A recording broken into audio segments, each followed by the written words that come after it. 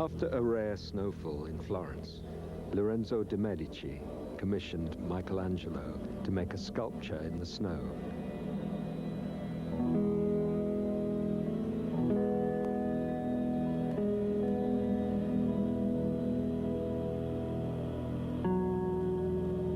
It was said to have been his greatest work.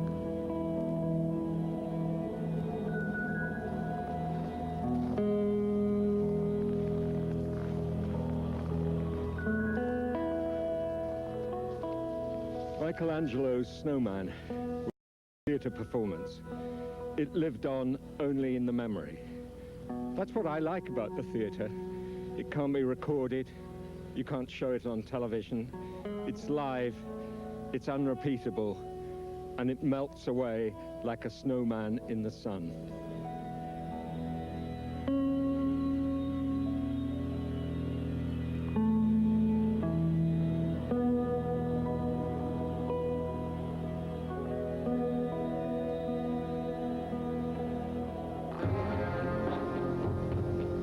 Theatre insists on being live, in the present tense, when we're increasingly surrounded by electronic images and frozen information.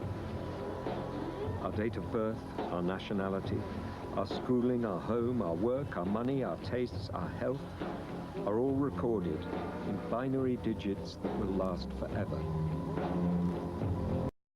They're as invisible and inextinguishable as God. In this century, war has acquired a cosmic barbarity.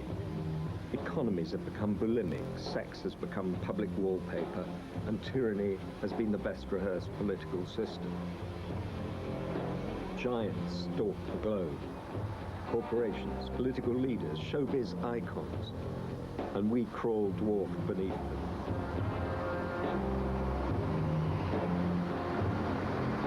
Sometimes we need to be reminded of our humanity, and the theatre's a particularly good way of doing that. It's the most human of all art forms. It always depends on the scale of the human figure, the sound of the human voice, and our appetite to tell each other stories. Here, the imagination of the audience can make illusion become reality. It's like Alice in Wonderland. You believe in me, and I'll believe in you. This series is my view of the theatre of the 20th century.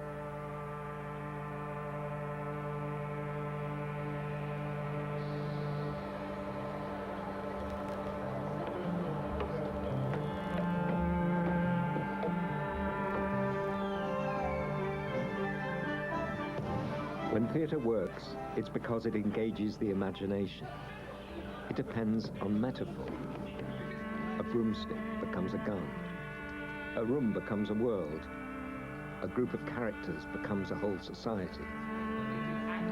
Of my heart in compliment extern. 'Tis not long after, but I will wear my heart upon my sleeve for doors to peck at. This is the underside. The wood, the canvas, the cables, the lighting equipment, the props waiting to be picked up, the actors waiting for their entrance.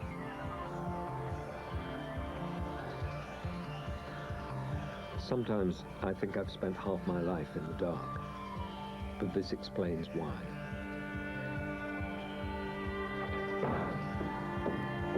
I love watching the transformation as the actors walk on stage. Ordinary humans become larger than life. The actors have the power of giants. Hello, Provencio! Thieves! Thieves! Look to your house, your daughter, and your bags!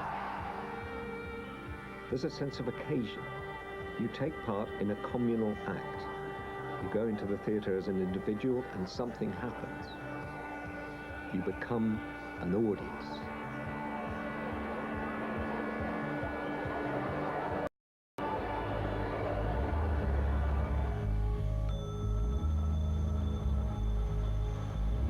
In this program, I want to explore why theatre has played such an important part in our culture. And to do that, we have to start with what went on here, beneath an undistinguished office block on the south bank of the Thames.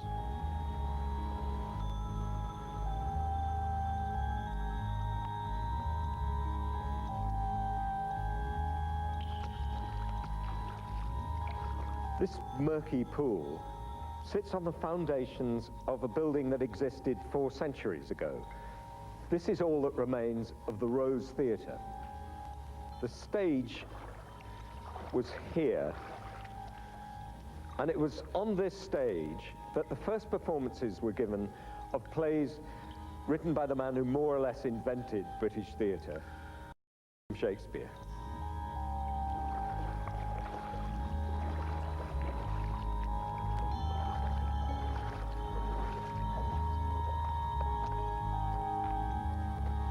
This is the outside wall of the Rose. All this is preserved because our theatre starts with Shakespeare, goes on with Shakespeare. Shakespeare is our theatrical DNA.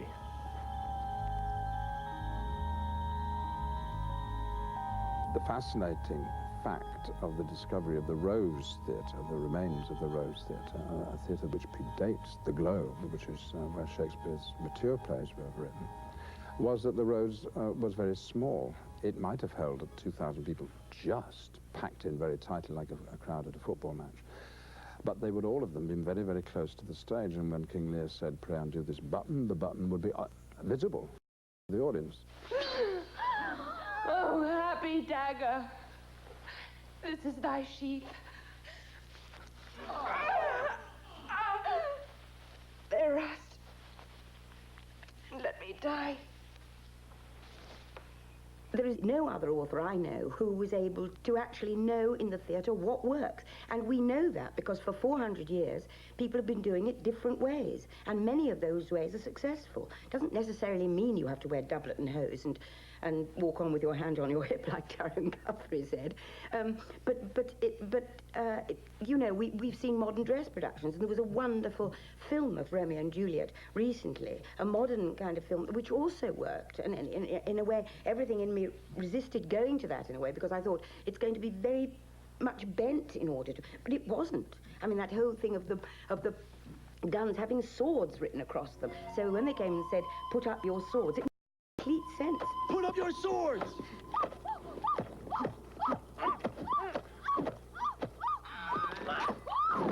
You know, you can't actually mess about with Chekhov.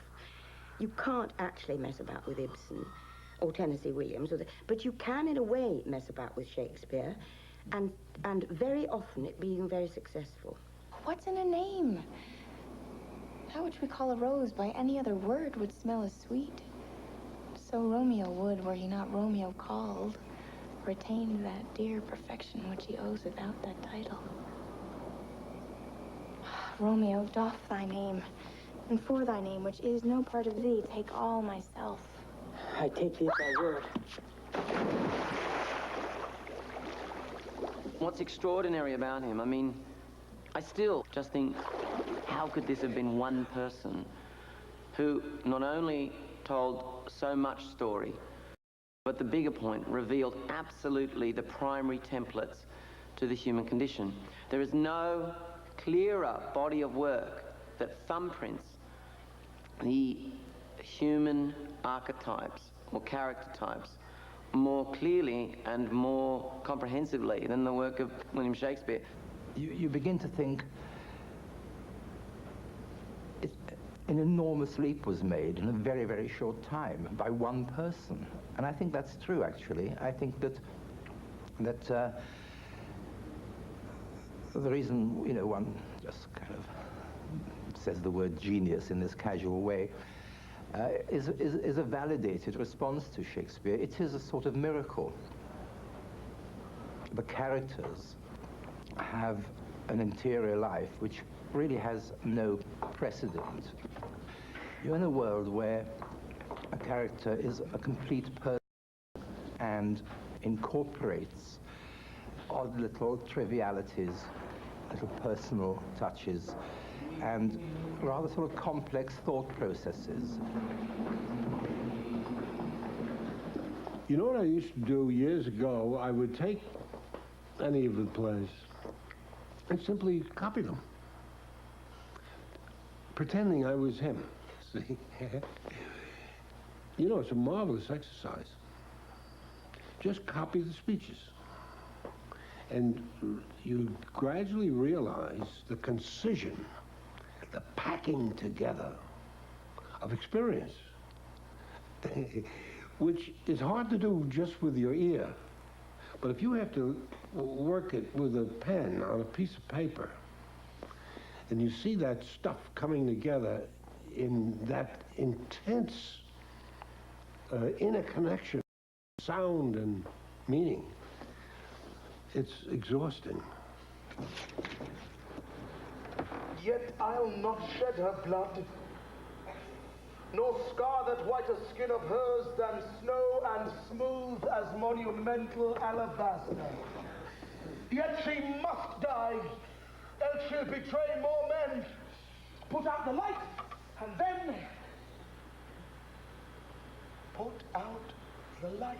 All his plays can appeal simultaneously to the people who want entertainment, people who want excitement, people who want to understand psychology and social reality better, and for the person who really wishes to open himself to the metaphysical secrets of the universe. Now, to do that, not only within one play, within one scene, but within one line, is what makes him remarkable, and corresponds to something very hidden in the English character.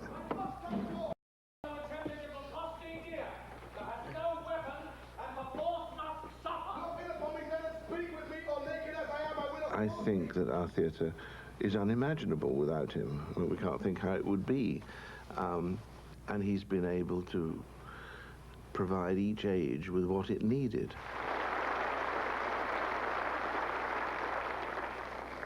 I recently announced that all 14-year-olds are going to be tested on a set Shakespeare play. Mr. Chairman, I want William Shakespeare in our classrooms, not Ronald McDonald. If the Conservatives in the 80s and early 90s wanted to recruit Shakespeare to embody Victorian values, they weren't the first to have the idea. The Victorians themselves transformed Shakespeare into a secular saint.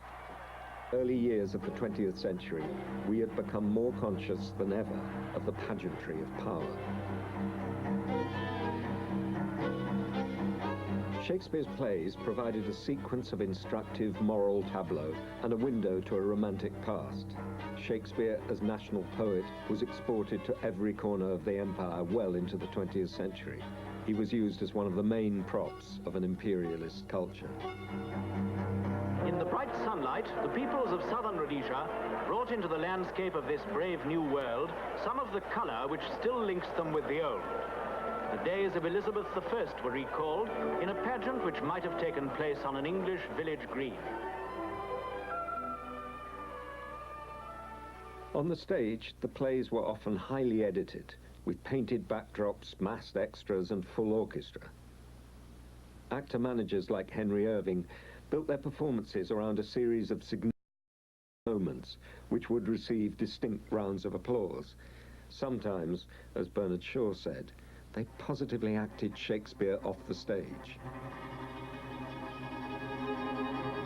This is the first Shakespeare film ever made, a cinema advertisement for an 1899 stage production of King John.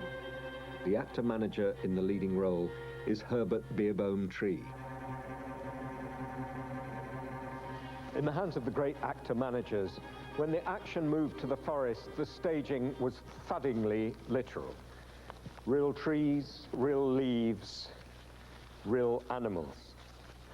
While the theatre was being reinvented in Europe, we were staging Midsummer Night's Dream with live bunny rabbits.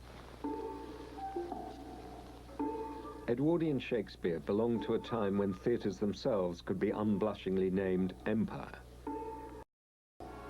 On the continent, theatre directors and theorists like Stanislavski and Edward Gordon Craig were calling for a revolution to drag the theatre into the modern world. In England, there was only one man who put the reaction against 19th century convention into practice. This man's my father figure. I admire him as much as any 20th century British writer up to the 1960s. He's the first real British director. He's one of the founders of the National Theatre, and he initiated a way of doing Shakespeare that still seems modern. He's called Harley Granville Barker.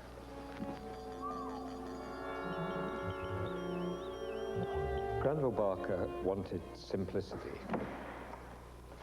He wanted a theatre which distilled language and gesture and action and design. He encouraged us to strip away all the clutter, all the clumsy and irrelevant baggage that we load onto Shakespeare. He wanted us to trust the text and the stage directions, and beyond that, our own imagination. Granville Barker's Shakespeare revivals at the Savoy Theatre between 1912 and 1914 were revolutionary. Realistic scenery was abandoned. He took both the play and the audience seriously, letting the one speak and the other think. His career in the theatre was cut short when he remarried and moved to France in 1918, but his influence was enormous. The few hours he was on the stage with me, I was so impressed by him. He seemed to know exactly what he wanted and how much to give and how much not to give. And when we did Hamlet for Elsinore, just before the second war, he was in London and he came to a rehearsal which I arranged specially for him to see. And I went the next morning to the Ritz where he was staying, and he kept Mrs. Barker out of the room for about 2 hours while he gave me notes. I wrote and rushed off to rehearsal and put all the things in that he told me. And he would say such cogent, simple things, you know. The king is a cat and you play him like a dog, or words like that. Is it apocryphal, the story that he told you after a run-through of Lear that you were an ash and what was required was an oak? He did, he did. In 1915, Granville Barker said, these modern theatres with their electric light and switchboards and revolving stages are all very well, but what we really need is a great white box. 55 years later, Peter Brook's production of A Midsummer Night's Dream provided exactly that. Now, Spirit, whither wander you? Over hill, over dale, over bush, over briar, over park, over field, over fire. I wander everywhere. I was convinced that the dream was not about trees and fairies, but it was a complex play about love, about all the different shades of meaning that that single word covers, expressing itself in an extraordinarily free and theatrical way by endless changing forms and gears and levels. The aim was to appeal to the imagination through a lively, humorous contact between stage and audience, and for that, light was essential. My forest must be conjured up lightly and amusingly, so the image of darkness must be swept out. So if the image of darkness goes, I said, well, the first thing is a white box. We realized that the old tradition that had died so hard, that the Midsummer Night's Dream of all plays is about night, and so night has to be shown on stage, could be dispensed with. Speak thou now! Yeah!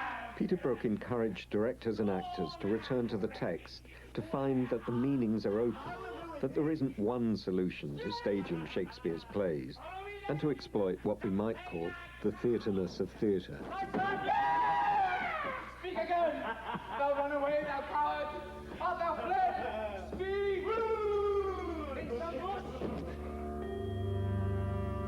Be cheerful, sir. Our revels now are ending.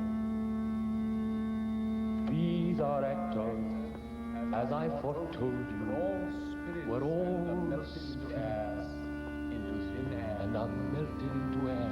And like the baseless fabric of this vision, cloud-capped towers, When I was 13, I heard a production of The Tempest on the radio. The actor and the play cast a spell that's lasted a lifetime. The actor's name was John Gielgud. Gielgud made his name as a Shakespearean actor here at the Old Vic.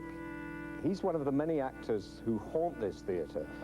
It's like a house of spirits full of ghosts, not the scary sort of ghosts, but the ghosts of audiences who've sat here year after year and the actors who've played on that stage.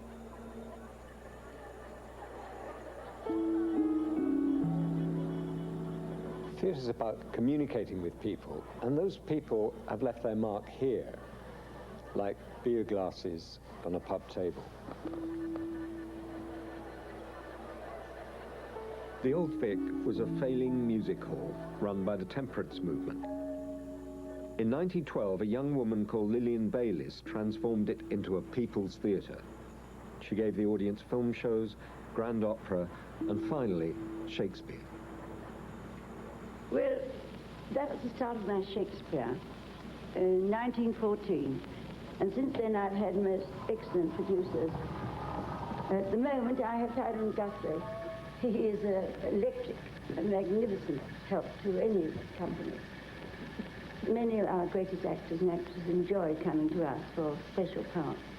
John Gielgud, Ernest Milton, Sybil Thorndike was with me 4 years. The story goes that himself appeared to Lillian Bayliss in a dream. Apparently he stood at the end of her bed and he said to her, "Why are you allowing my plays to be neglected?"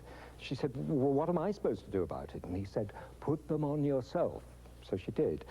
Actually, at the time, she knew very little about Shakespeare, but she did know one thing, and that was that she wanted all his plays to be played here for everyone. She used to sit in this box during rehearsals, writing letters and cooking bacon, apparently. I don't suppose the actors liked it very much, but then that was the least of their problems. She didn't pay them very much. She used to ask if they'd play at a leper colony on Sunday, and she made them go down on bended knees to pray for full houses. It's a thought. Well, I think she didn't know anything, but didn't think she knew how to ask from her elbow. She was an extraordinary old woman, really. But except for her eccentricities, there was nothing about her professional appreciation of Shakespeare. But she never had a definite effect, and yet she had a sort of, must have had a sort of spiritual effect, I suppose. Hers was the original inspiration, the religious conviction that it should, and therefore could, and therefore must be so. To her, more than to any other single person, is due the conception, new to this country, though long familiar on the continent, that the theatre is an institution with a duty to serve the community, rather than a business whose object is to be financially successful. We did approve of the Old Vic, but it looked so awful, of course, because they had no, they designed special sets, but they used to go to the wardrobe to pick out their costumes. And there was an old gentleman who ran the wardrobe called Orlando. And they used to go and he used to say, "Would you like to have a nice clean pair of tights?" Well, can't have them. Old Vic Shakespeare was successful during the First World War, but after the horrors of conflict, it couldn't compete with public demand for light comedy and revues. It was John Gielgud who came to its rescue. He was a fashionable West End actor, a creature from another, brighter world, when he joined Lillian Bayliss's company in 1929. He gave the Old Vic a much-needed transfusion of glamour.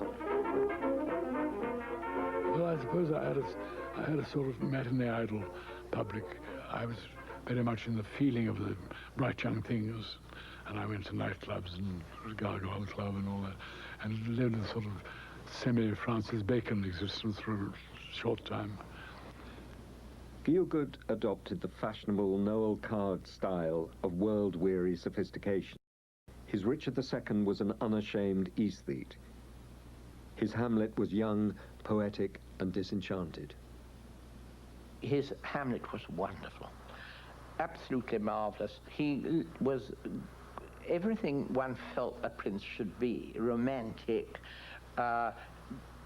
elegant, spoke beautifully, looked good, a fairy prince, as it were, if you see what I mean. I don't mean to emphasize the fairy. Everyone talks about Gielgud's music as if it's a narcissistic singing. It was much more than that. He provided a clear pane of glass through which you, the hearer, could see the meaning, as it were, could hear the meaning, had no difficulty with the meaning. Gielgud defined Shakespearean acting for his generation and produced and starred in a series of productions working with three youngsters known as Motley. Margaret Harris was one of them. When you started working with John, you felt that you were sweeping away what? Fuss and rabbit fur. What do you remember of his performance? We were sort of besotted by him, so it's difficult to say. It was very, very clear, and it was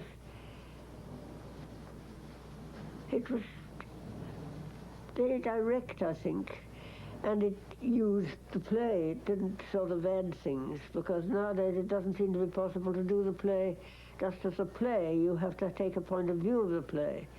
Well, his point of view was to get as near to what Shakespeare intended as possible. I hung those lips which I have kissed I know not how oft. Where be your jibes now? Your gambols, your songs, your fleshes that were wont to set the table on a roar. Not one now to mock your own grinning. Quite chopped fallen. Now I'll get you to my lady's chamber and tell her that her paint an inch thick. For this favor she must come. Make her laugh at theirs. In 1935, Gielgud invited a young West End actor to join him in his production of Romeo and Juliet, alternating the parts of Romeo and his friend Mercutio. The actor's name was Laurence Olivier. We were very friendly, always, but I had a feeling that he rather thought I was showing off, which indeed I was. What he probably was as well. Yes, but his showing off was always so dazzling. My showing off was more technical and more soft and effeminate, I suppose. I've always thought that we were the reverses of the same coin, perhaps. I've seen, as if you had a coin, I'd seen the top half, John, all spiritual, all spirituality, all beauty, all abstract things, and myself, all earth, blood, earth, everything to do with earth, humanity, if you like, the baser part of humanity.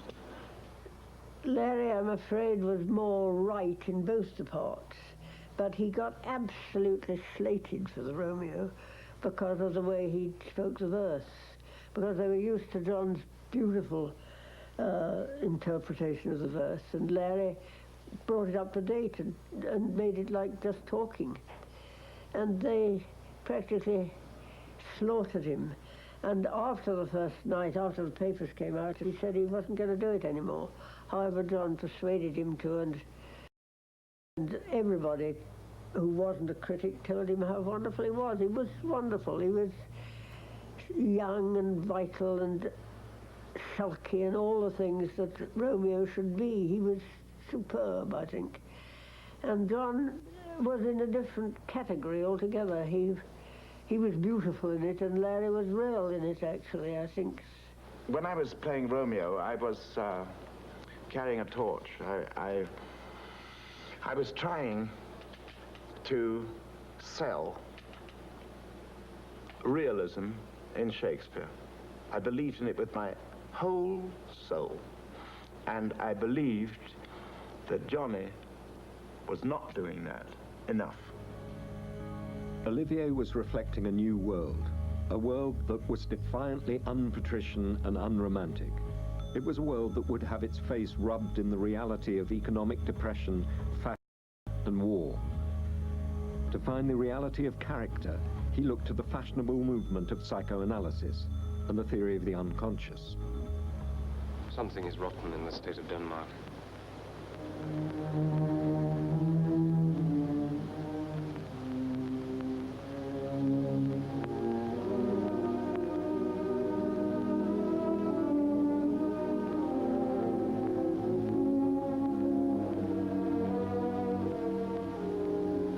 Olivier's later film version of Hamlet is a vivid testament to Freud, complete with phallic towers, swirling staircases, and the labial marriage bed at its inner core.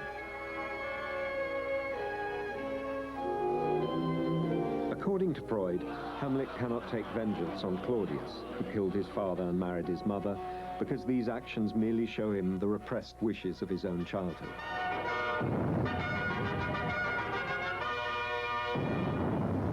For a stage production of Hamlet in 1937, Olivier and director Tyrone Guthrie had gone to visit Professor Ernest Jones, translator and colleague of Freud, who'd written a book entitled Hamlet and Oedipus. We made a really watertight case about this. And although I will not go so far as to say that that's all the play is about now, I still would favor the idea that if there is such a thing as an Oedipus complex, which we know perfectly well there is, it was not entirely absent from the royal court of Denmark. Go not to my uncle's bed. Assume a virtue if you have it not. Refrain tonight, and that shall lend a kind of easiness to the next abstinence, the next more easy. For use can almost change the stamp of nature. Once more, good night. And when you are desirous to be blessed, I'll blessing beg of you. I must be cruel, only to be kind.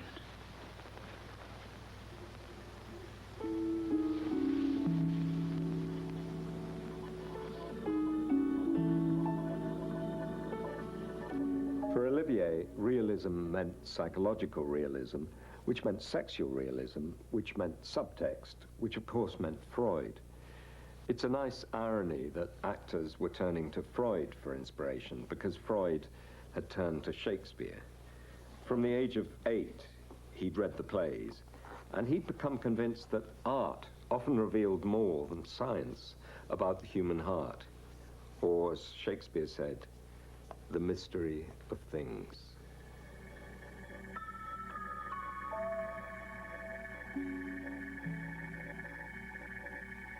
You could say that Freud is a legacy of Shakespeare. We imagine that with the aid of Freud, we can provide solutions to people's characters, just as we imagine we can solve Shakespeare's. But the truth is that the key to Hamlet is that there is no key. It's as hard to know Hamlet as it is to know the mystery of anybody. To recognize this is to recognize the complexity of humanity. During the Second World War, Shakespeare and the leading Shakespearean actors of the day were enlisted in the propaganda effort. Everybody, here is the first news for today, Monday, the 18th of December, read by Frank Phillips. Morale remained high, and despite happenings, the stars of the theater carried on. On Gielgud. Well, first of all, it's something of a privilege to be able to act at all under these conditions. And I think each one of the company here feels the same way about it. The difficulty is that life in London lately has become even more dramatic than anything you're likely to see or hear on the stage. Something of a paradox. I suppose it might be called a frontline theatre at the moment. In 1944, Laurence Olivier directed and starred in the film of Henry V, dedicated to the commandos who had spearheaded the D-Day landings. Once more! Unto the breach! Dear friends, once more, or close the wall up with our English dead! This was Shakespeare as national icon. In peace, there's nothing so becomes a man as modest stillness and humility. But when the blast of war blows in our ears, then imitate the action of the tiger.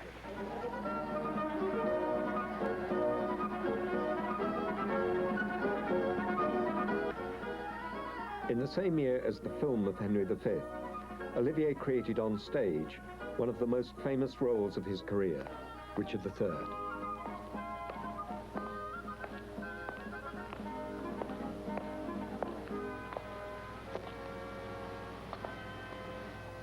Now is the winter of our discontent made glorious summer by this son of York.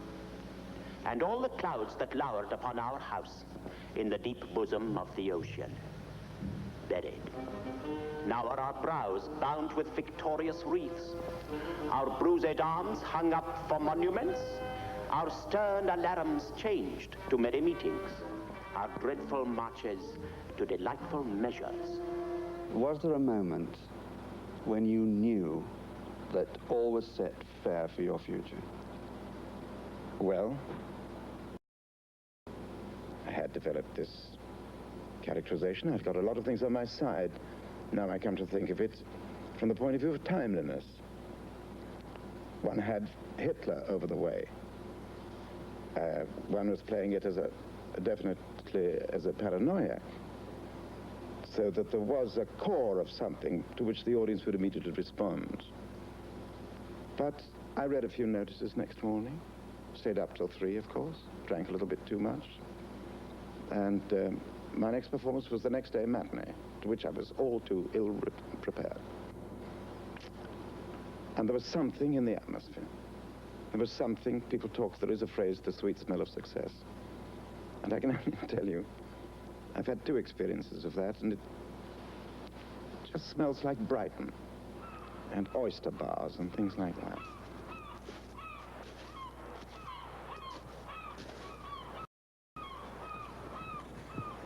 And this was Olivier's beach hut, number 1, Madeira Drive. Brighton has all the characteristics of Olivier's acting. It's raffish, cocky, democratic, flamboyant, sexy, extrovert, alluring, mercurial, romantically unromantic, and just a bit flash. And at the same time, as unmistakably being of today, it also smacks of an earlier age. My dukedom to a widow's chastity, I do mistake my person all this while. Upon my life, she finds, although I cannot, myself to be a marvelous, proper man.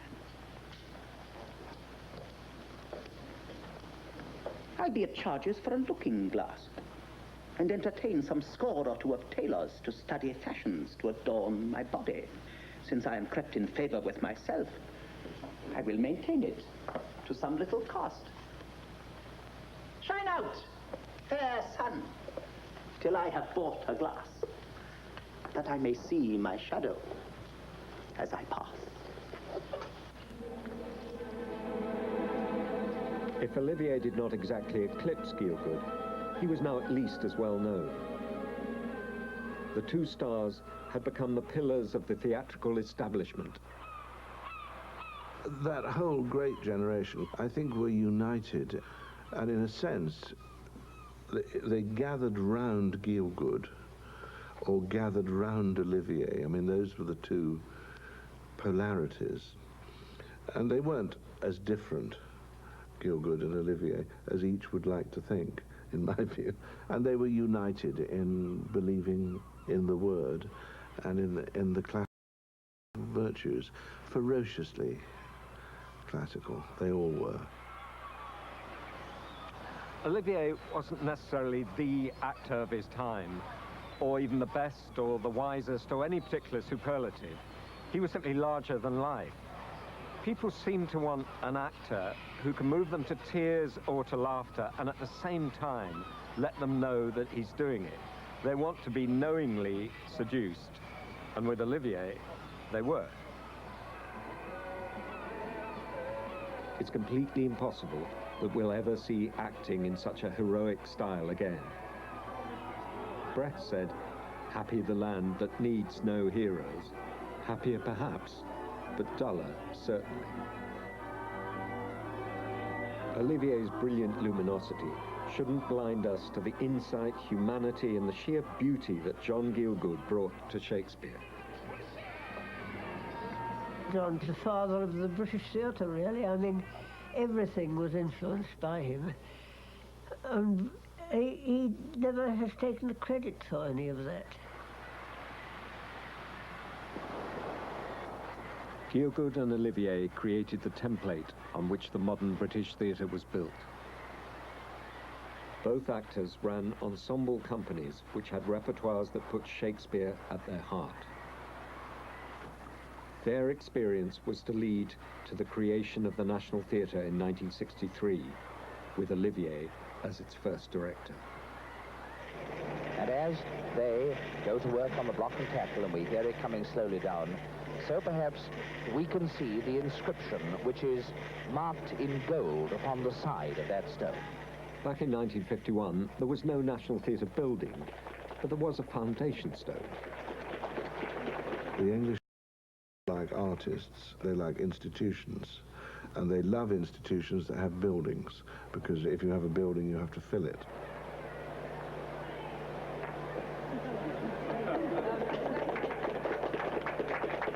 I declare this stone well and truly laid. While the stone on the south bank was waiting for its building, there was a seasonal home for the work of Shakespeare at Stratford-on-Avon.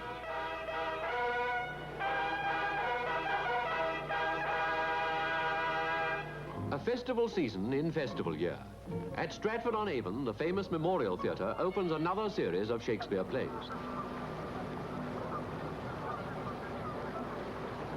Visiting Stratford's like entering a time warp. It's an island of heritage Britain. It was all the more so in the 40s and 50s. The country was groaning with exhaustion after the war. It's hardly surprising that Shakespeare was the lifeline to a world that had disappeared. Those sunlit uplands that Churchill said we were fighting for. Or as Shakespeare said, this little world, this precious stone set in the silver sea.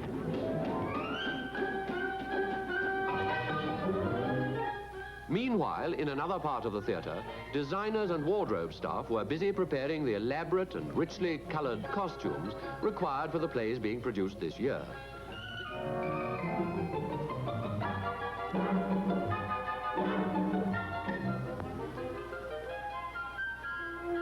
For the Festival of Britain, Shakespeare was the order of the day.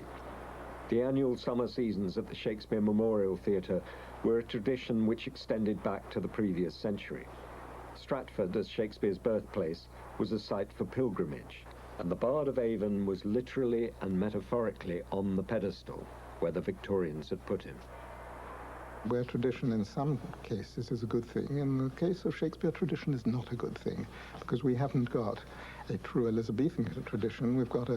We had at that time a very, very bad Victorian tradition, but it took you far away from the plays. It had a wrong pictorial stamp on the plays and a wrong moral stamp. And in the title role, Michael Redgrave, playing Richard II for the first time in his career and looking every inch a king.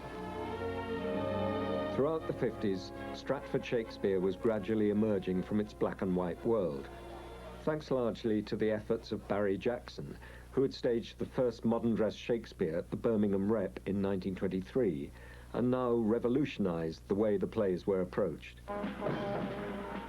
He lasted only 2 years in the job, and found opposition from those who saw Shakespeare as a national treasure and an ornament for the growing tourist industry.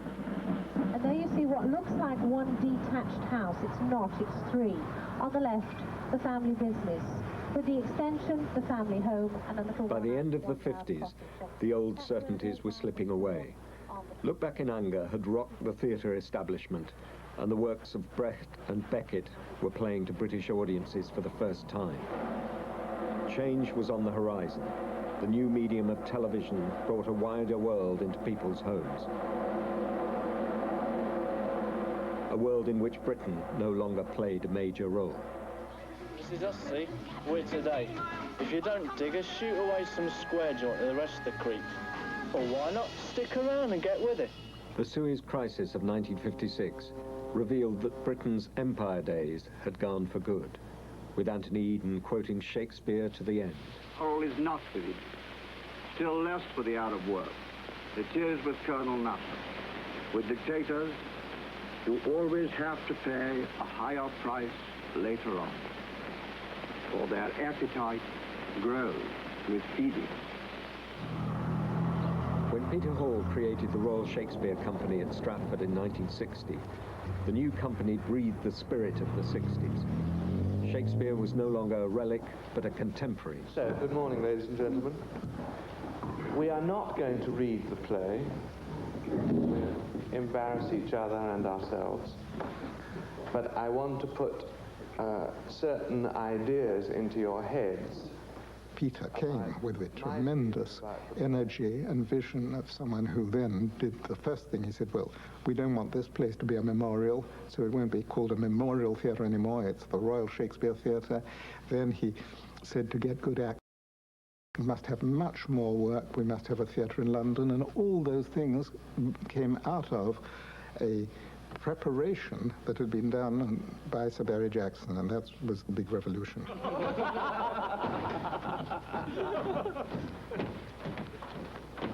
Peter Hall's adaptation of the Henry VI trilogy and Richard III, entitled The Wars of the Roses, brought Shakespeare into the world of contemporary power politics.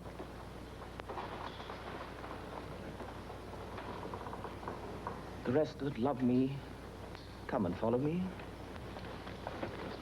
In Shakespeare, baron after baron says, I don't want power. I mean, I would not wish to be king, of course not. And every night on television, you can see a politician saying, I have no ambitions to be leader of the party, but of course, if it were my duty, if I was called. And that level of hypocrisy fascinates me, and it seems to be almost a necessary source to being political. God save Richard, England's royal king. God save Richard, England's royal king.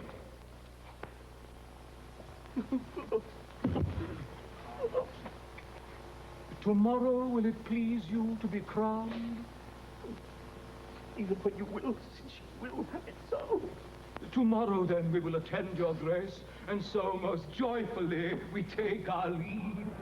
Come, let us do our holy task again. Farewell, gentle friends. I mean, as far as we were concerned, the primary building block of the RSC was the verse and the text. Speaking it trippingly on the tongue, speaking it wittily, not singing it, not being pompous, meaning what you said, and therefore exposing the dialectic of the scene. And if you expose the dialectic of the scene, you expose the political truth of the scene. And you expose Shakespeare's skepticism about the nature of power. When Peter Brook directed Paul Schofield in King Lear, the play was revealed in all its elemental force in a production which refused the audience the comfort of making judgments on the characters. This was Shakespeare as Beckett's contemporary. Idle old man, but still would manage those authorities that he has given away. If there's one production that made me want to spend my life in the theatre, it was this. My judgment, Your Highness is not entertained with the same ceremonious affection as you were wont. Go you and tell my daughter I'd speak with her. And do you call hither my fool. Oh, you, sir. Come you hither, sir. Who am I, sir? My lady's father. My lady's father. You horse and dog. You slave. You... Don't be struck, my lord. No trip neither, you base football player. Lear had suffered, like all the other plays, from tradition, because the Victorian tradition told you very strongly who were the good and who were the bad people. And in re-examining King Lear, we found that this was completely wrong, that King Lear is not about a poor, dear old man and two monstrous vipers or his daughters, but is a very complex play based on human realities. It couldn't do other than appear real.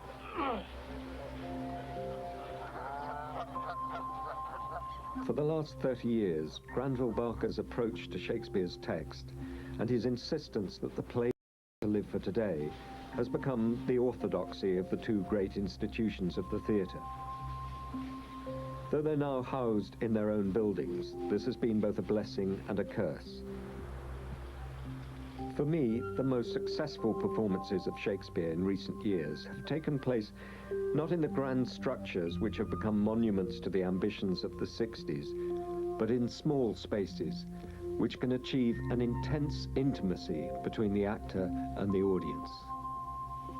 One of the first of these was Trevor Nunn's RSC production of Macbeth, with Judi Dench and Ian McKellen at the Other Place in Stratford in 1976.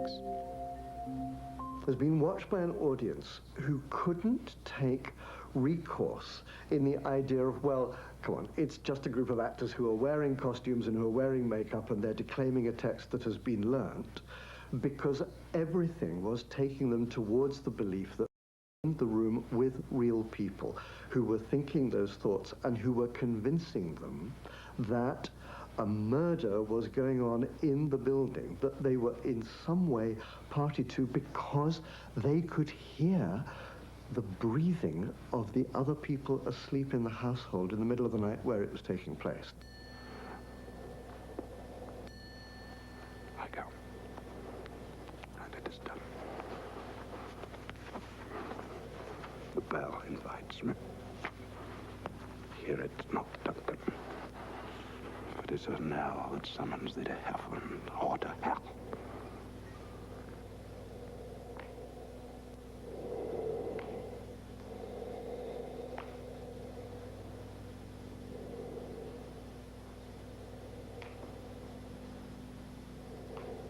If you can hear somebody's breath, you can sense and see fear, which is only feet away from you. Of course you are more involved.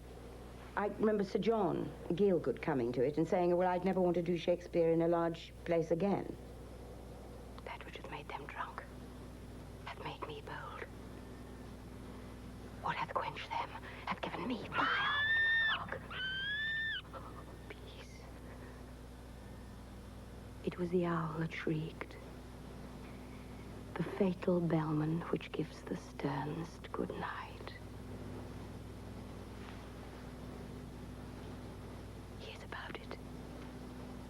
Doors are open, and the surfeited grooms do mock their charge with snores. I have drugged their possets, but death and nature do contend about them, whether they live or die. The level of childishness in the dress before that performance, every single night, was like I have never experienced in the theatre before. It's entirely to do with the intenseness of it. And, I mean, I just used to think this is ridiculous. I mean, pants used to fly up in the air. Everything. The most extraordinary childish behaviour. There was something very, very, very concentrated about those 2 hours. My husband! I have done the deed. Didst thou not hear the noise? I heard the owl scream and the crickets cry. Did not you speak? And now? As I descended? Aye. Hark.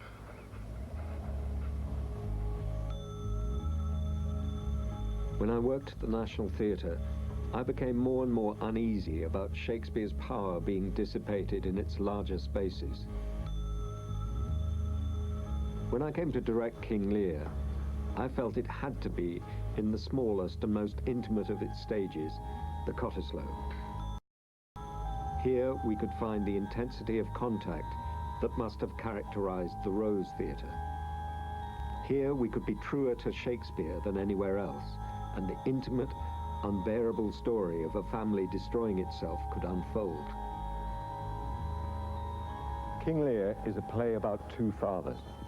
One goes mad, and the other has his eyes put out by his enemies. I wanted to do the play in a theatre where you could reach out and touch the actors. I wanted the audience to feel implicated, as if the play was happening within their own family. Shall we not see these daughters and these sisters? No! No! No! No.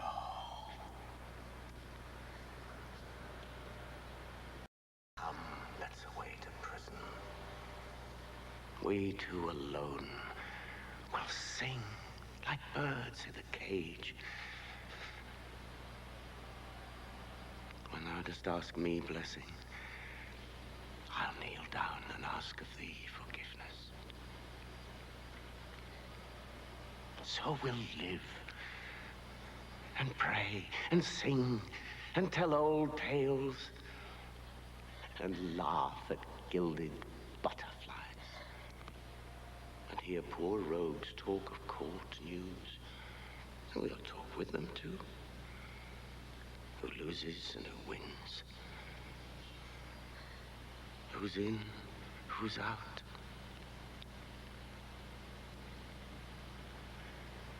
And take upon us the mystery of things. As if we were gods. And we'll wear out in a walled prison packs and sects of great ones that ebb and flow by the moon. Take them away! Upon such sacrifices, my Cordelia, the gods themselves throw incense.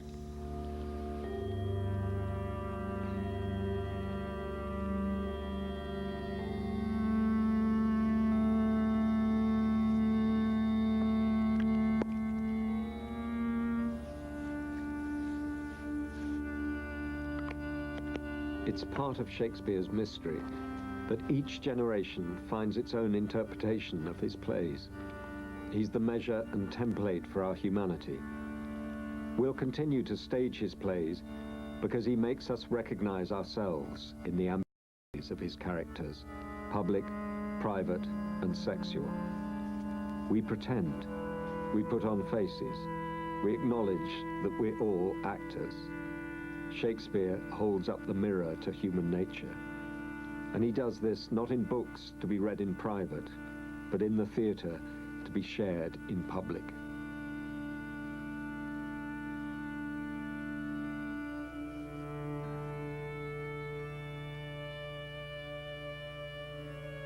It's as if theatre keeps us human.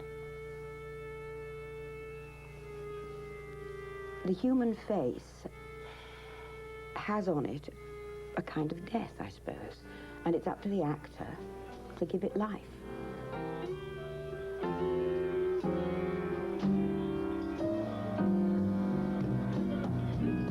To be or not to be,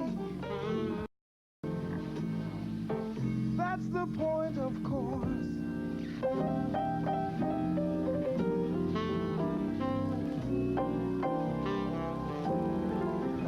Lead on, Macduff, the game's afoot.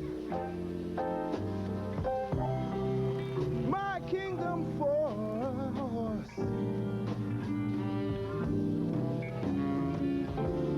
Once more into the breach, my friend, into the breach once more.